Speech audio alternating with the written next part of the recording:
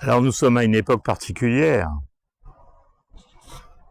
Alors le titre de l'ouvrage, je vais vous parler de la confrérie des en dehors. Alors tout est dans le titre en fait.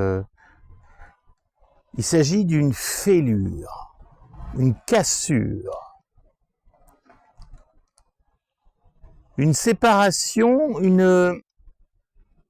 un canyon en fait, un canyon entre deux générations, dans une époque, dans une date, qui a choisi de transformer la société, avoir une cassure totale, on balaye, on apparaît, on détruit, on apparaît. Alors la confrérie des en dehors, en fin de compte, ça parle d'une génération qui a vécu dans le monde d'avant et qui va vivre dans le monde d'après, mais en fin de compte n'est absolument pas adapté. Toutes ces valeurs s'écroulent, s'effondrent, se dissolvent.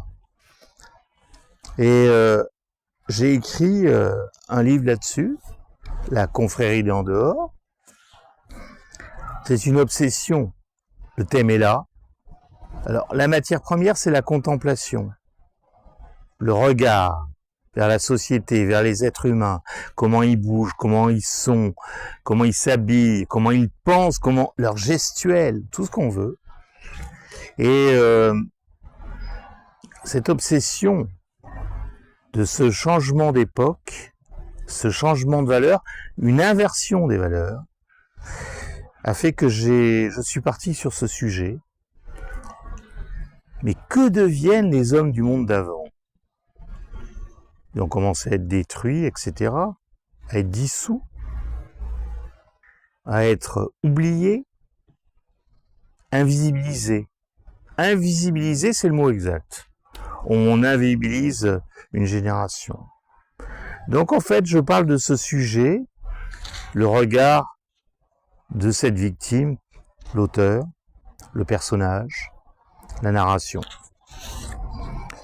Alors, je vais vous lire un tout petit passage, pas très long, soyez pas offusqués, pour vous donner un petit aperçu.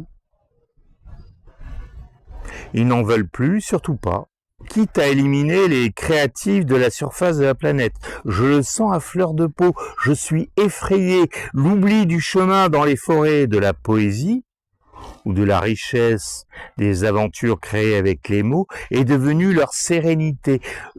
Je ne peux pas le croire, mais je le vois dans l'invisible du sentiment qui s'accumule jour après jour, chaque jour comme une addition.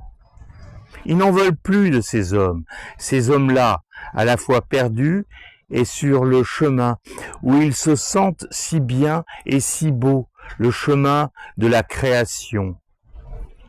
Alors là, j'ai parlé...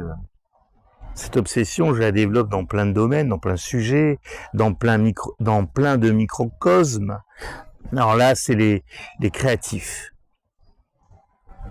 Que deviennent les créatifs face à un assaut technologique, déshumanisé,